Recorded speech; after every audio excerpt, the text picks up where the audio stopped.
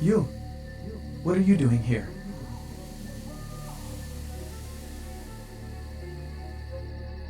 No? You should get out of here. This place is bad news. Pardon me.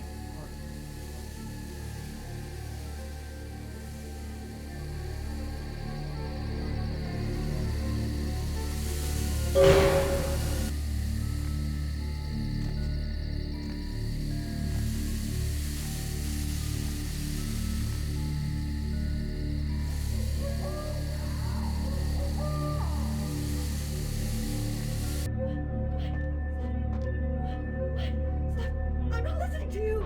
Shut up! Shut up!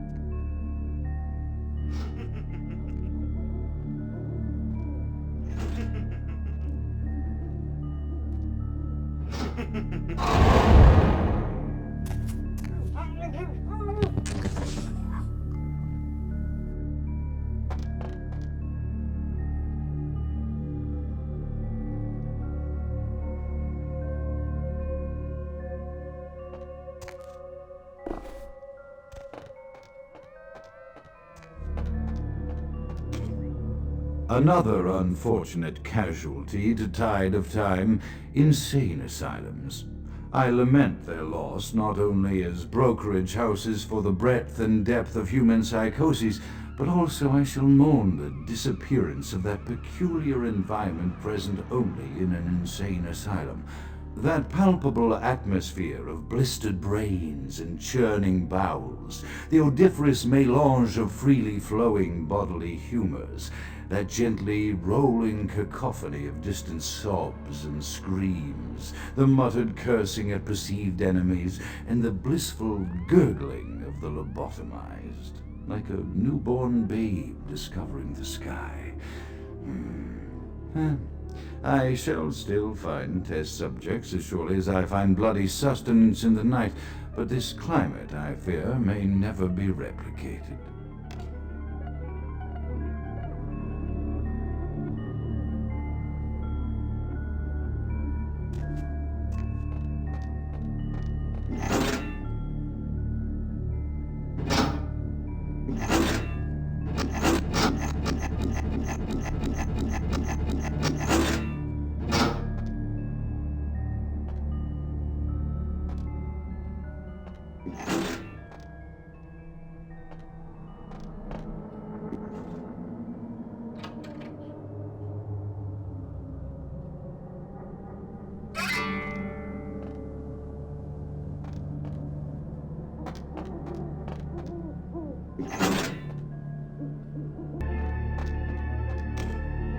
It is quite peculiar, the happenings I've been made to witness for my supernatural longevity.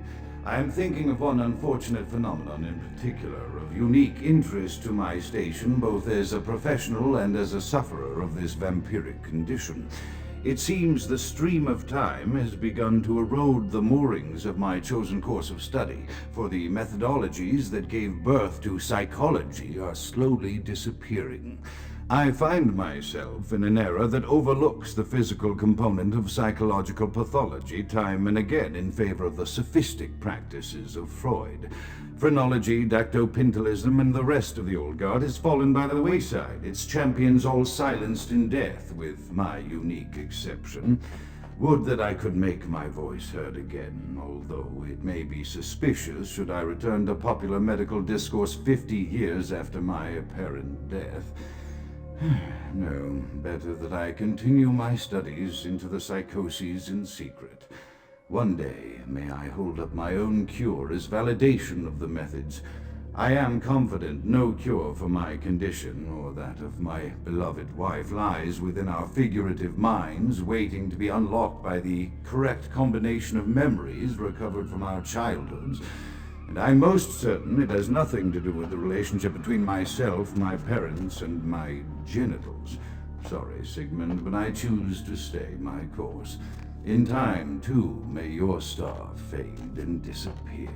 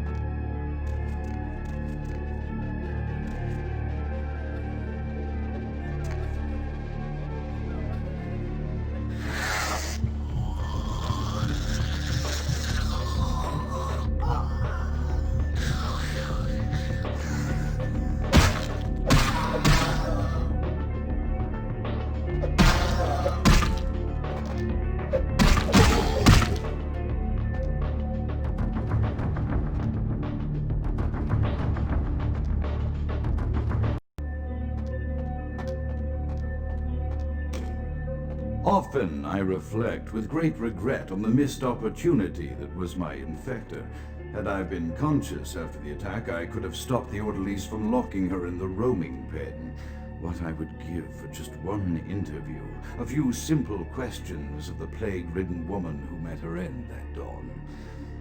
Of course, there is no guarantee she would have been any more helpful than my current crop of test subjects, mewling wretches. Few could be called enthusiastic. Given the nature of the tests, I cannot expect the same fervor from all, but a modicum of cooperation would be appreciated. Animals. The one called John went so far as to gnaw off his arm and escape into the floorboards like some feral rodent. I still hear him scurrying about at night. He must be making an atrocious mess, and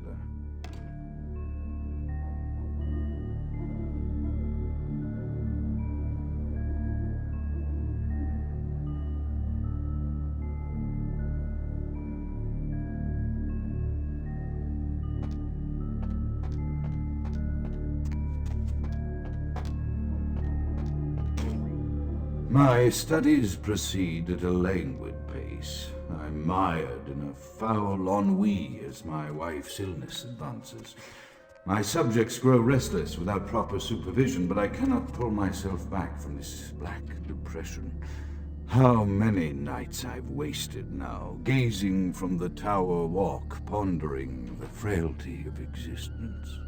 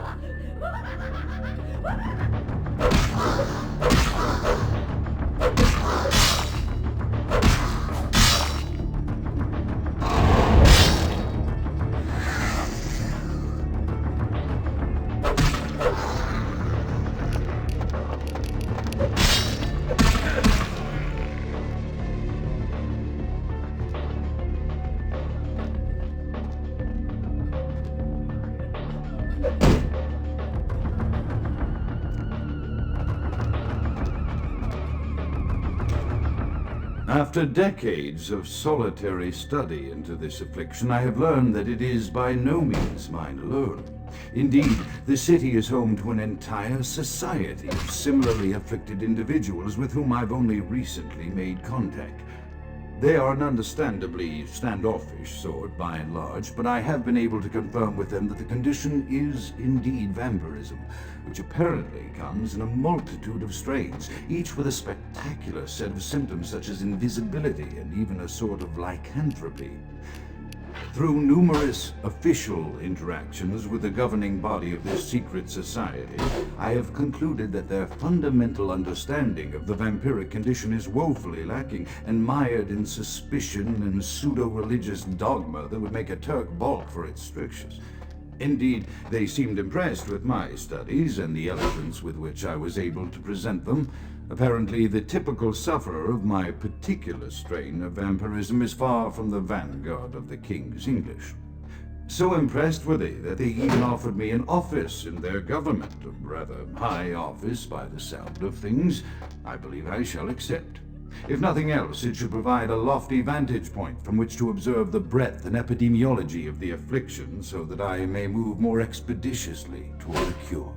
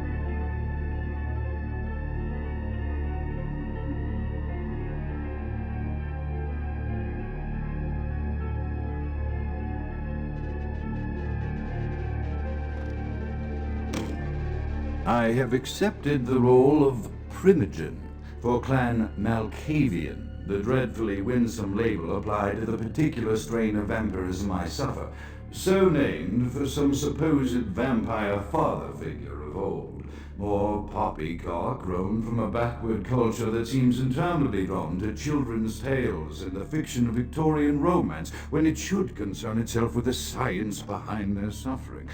No matter. For I have taken this office for no greater reason than to advance my research. I must make mention, however, that even among my would-be peers in this governing body of vampires, the level of paranoia and superstition is frightening. Their intelligence is not the question, no, indeed. As they courted me for this appointment, I had to suspect that their overtures were hand-tailored to what must be my obvious infatuation with reason, for the devil would do well to have such honey-tongued tempters.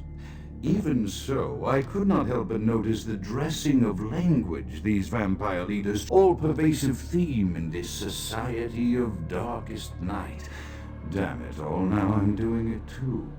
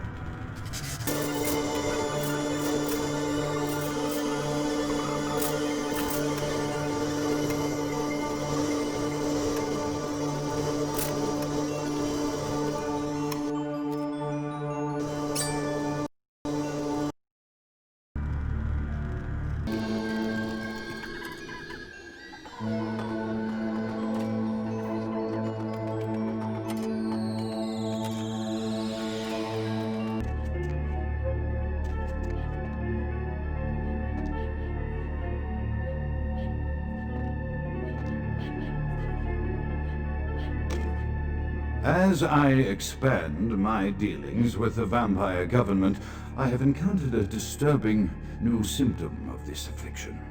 Frequently, in conversation, I will hear voices emanating from other vampires, voices that are not their own, but which seem to have insight into their lives beyond what I could gather from simple conversation. These voices seem to echo from deep within my fellow vampires, and I cannot be certain if this symptom belongs to my strain of illness or theirs, for the voices are various and inconsistent. I dare not mention this symptom to my vampiric peers, for they have proven themselves true predators to whom I could be loath to reveal any sign of weakness. Indeed, these voices have counseled me against confessing their presence, and until I can confirm their source, I will listen. The information the voices have given me ranges from curious to frightening. The latter case is especially true of one powerful vampire whose name I shall not commit to recording in the interests of self-preservation.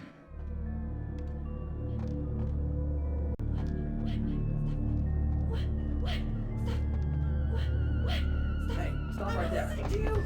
Shut up! Shut up! Don't move! Oh.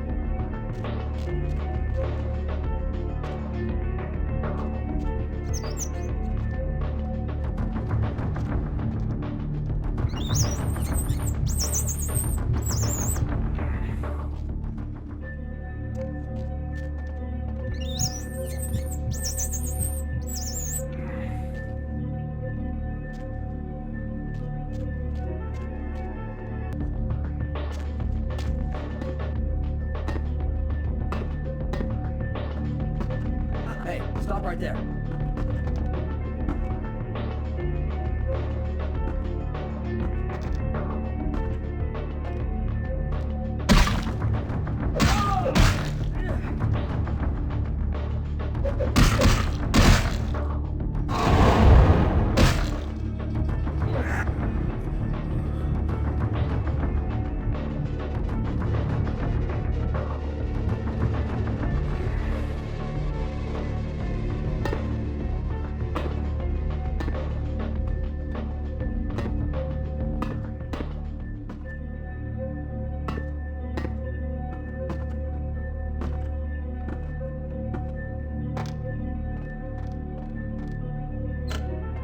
The voices have increased in frequency and direction of late. They have begun to stay with me long after conversation has ceased and are serving as quite a distraction. I fear others are beginning to notice my preoccupation at the vampire gatherings.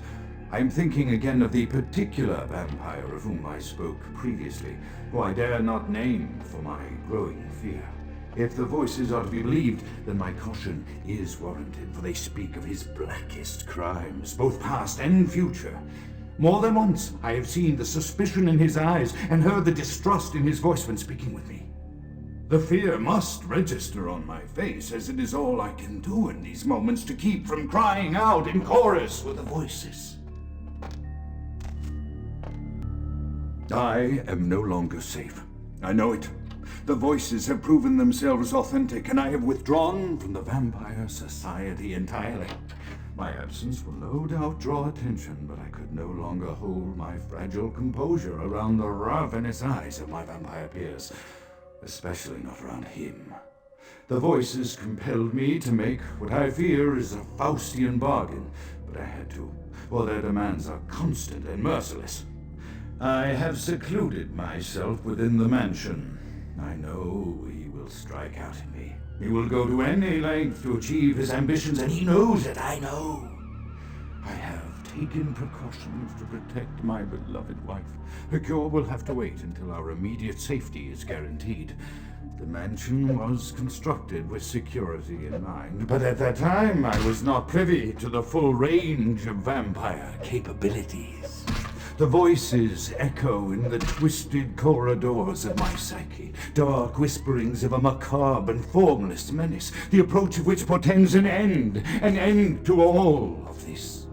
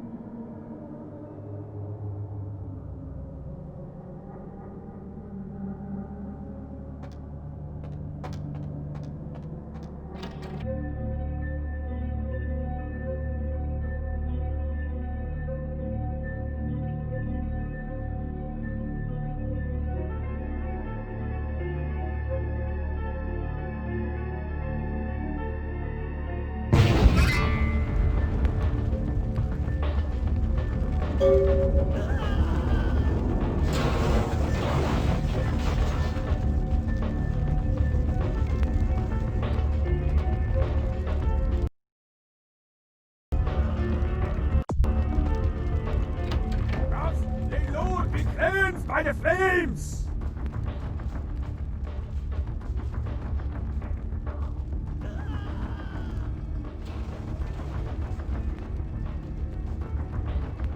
Grout is dead? Pity it could not be by my hand. No matter.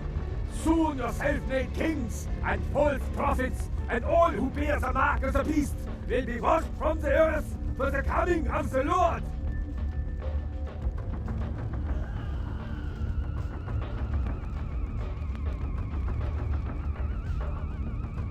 Babble your native tongue in the pits of the abyss. I will not hear it anymore. As you burn, tell them it was Grünfeld Bach who sent your damned soul to that lake of fire.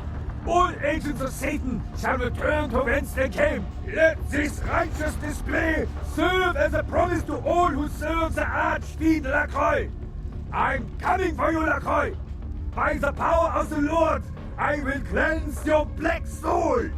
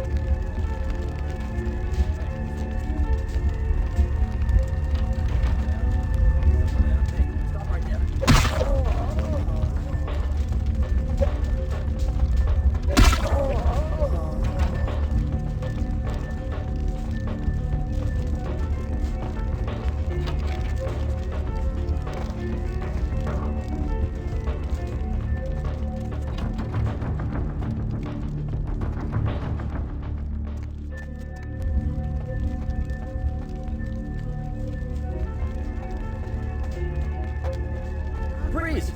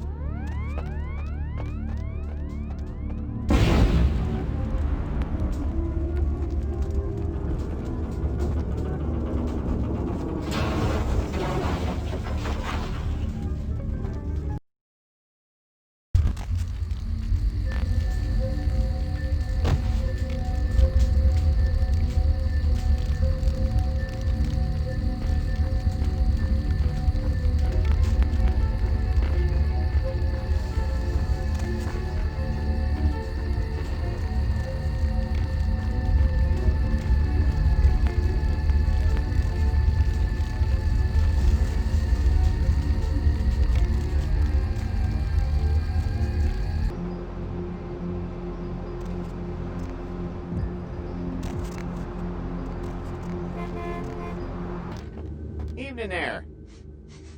Something burning? Ooh, smells like someone burnt the burgers.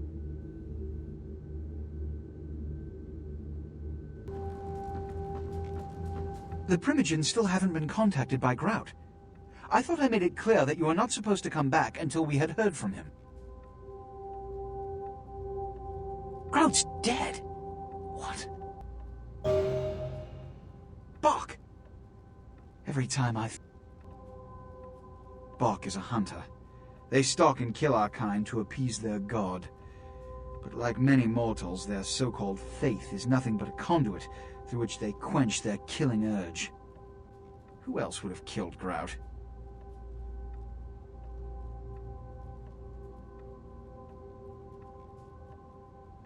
Look at me. Are you sure it was Nines Rodriguez? Because if it was, the consequences... It means, under most circumstances, I would call a blood hunt on the murderer immediately. However, the anarchs of this city may interpret such an action to be a declaration of war. I do not want a war with them. This decision will take some time. I need to confer with the Primogen on this. In the meantime, I've come to a decision on the Ankaran sarcophagus, and I believe that for the safety of the inhabitants of this city, we need to place the sarcophagus under Camarilla protection until its contents can be confirmed. This also is very important, so I need to call upon your skill once more. The Ankaran sarcophagus was quietly delivered to the Museum of Natural History a few hours ago. I would like you to bring it back here for safekeeping. The manifest from the Dane shows there was a small box from the same dig on board, but it was listed as missing. Keep an eye open for it. It may have been overlooked. It's crucial we get the sarcophagus in our possession within the next few hours.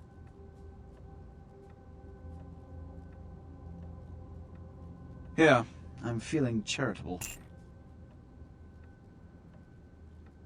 Here are the keys to the front door of the museum. The sarcophagus should be in an examination room of some sort. There's a small security staff on site, but I don't want a massacre. Mortals are just as easy to deceive as they are to kill.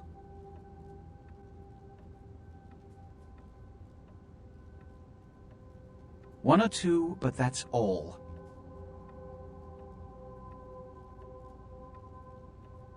A blood hunt is a death sentence. When one commits a high crime against our society, a blood hunt may be called. It is then the responsibility of the city's kindred to bring the offender final death.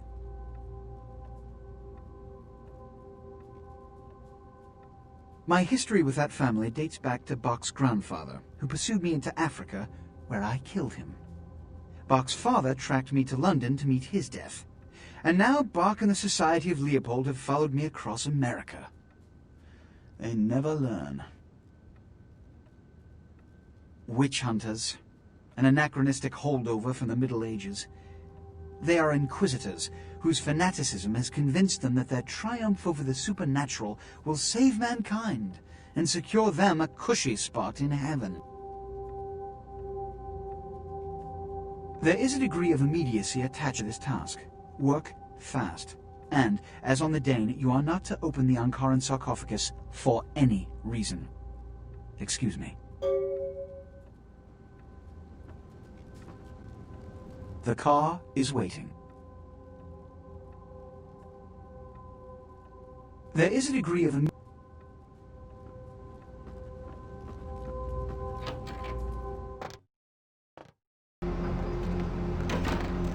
Where to?